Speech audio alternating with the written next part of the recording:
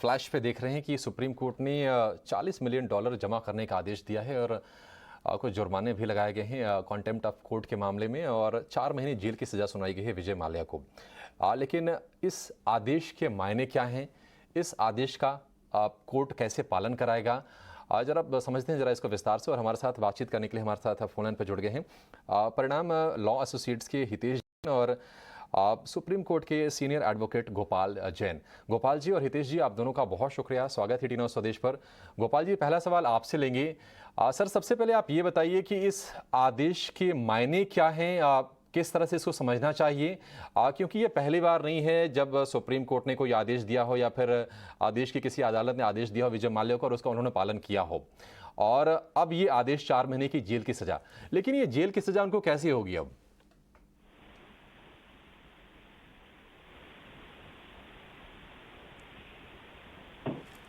गोपाल जी, आपको अगर आवाज़ आ रही है तो आपसे ये समझना चाहेंगे कि इस आदेश के मायने क्या हैं जो सुप्रीम कोर्ट ने दिया है विजय माल्या के संबंध में, और अदालत इस अपने आदेश का पालन कैसे करवाएगी अब?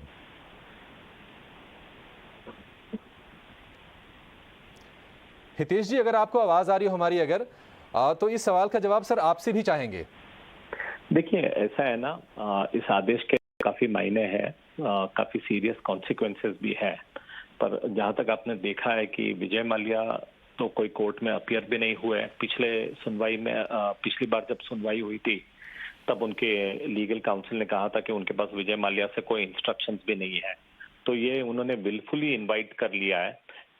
विजय माल्या का ऐसा मानना है कि वो यूके में है, इसलिए कोई भी आदेश पारित हो जाए, ठीक है, उसके फाइनेंशियल कॉन्सिक्वेंसेस हो सकते हैं, पर जैसे आपने बताया कि 4 महीने इम्प्रिजनमेंट वगैरह, जब तक वो भारत में नहीं आते हैं तो उसका इस आदेश का उनके ऊपर पर्सनली कोई इफेक्ट नहीं होगा। परंतु जब आपको सुप्रीम कोर्ट कंटेम्प्ट के तहत जब कन्विक्ट करता है तो इसके मायने ये होते हैं कि जो इनके लीगल प्रोसीडिंग्स वगैरह है उसमें काफी कॉन्सिक्वेंस हो जाते हैं, इनके डिफेंस सारे खत्म हो जाते हैं और बेसिकली इनकी जो लायबिलिटी है वो एस्टेब्लिश हो जाती है।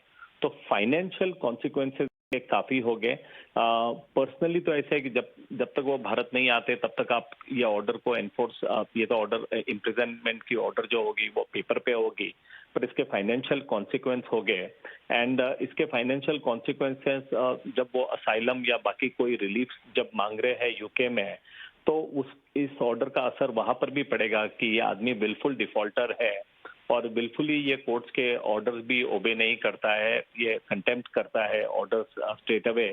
तो इसके परिणाम फाइनेंशियल कॉन्सिक्वेंसेस हो गए और वहां पर जो लीगल प्रोसीडिंग्स जहां पर विजय माल्या हेल्प चाहता है यूके कोर्ट से, वहां पर उसको ये इस कॉन्डक्ट के तहत उसको कोई मदद नहीं मिलेगी। हितेश जी, चूंकि आप लॉ फर्म चलाते हैं और ऐसे मामलों को बहुत ही आप करीब से ट्रैक करते हैं, और ये मामला ऐसा है कि जिस पर कई साल से पूरे देश की नज़र है, अक्सर चर्चा होती रहती है और कई बार सरकार को भी कटघरे में खड़ा होना पड़ता है इस मामले को लेकर। आप ये बताइए कि कहीं इस आदेश के बाद क्या आपको लगता है कि जो प्रत्यर्पण की जो प्रक्रिया है यूके से विजय माल्या के, उसको तेज करने की दिशा में कोशिशें सरकार की तरफ से थोड़े से और यहाँ से स्पीडअप होंगे, और अब बैंकों को जो उम्मीद है कि जो 9,000 करोड़ रुपए के आसपास का जो डिफॉल्ट है और अब न जाने इस पर इंटरेस्ट पेमेंट लगकर वो रकम बहुत ज्यादा हो चुकी होगी, क्या उसमें कुछ अब उम्मीद की किरण दिखती है आपको?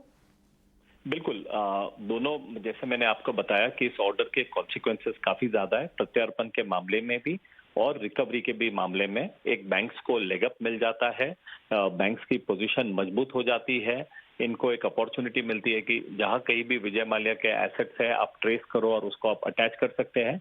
और जैसे मैंने आपको पहले बताया, इसके दोनों फाइनेंशियल कॉन्सिक्वेंसेस भी होते हैं और वहां पर जो प्रोसीडिंग्स चल रहे हैं प्रत्यार्पण के, इस ऑर्डर का असर वहां भी पड़ेगा।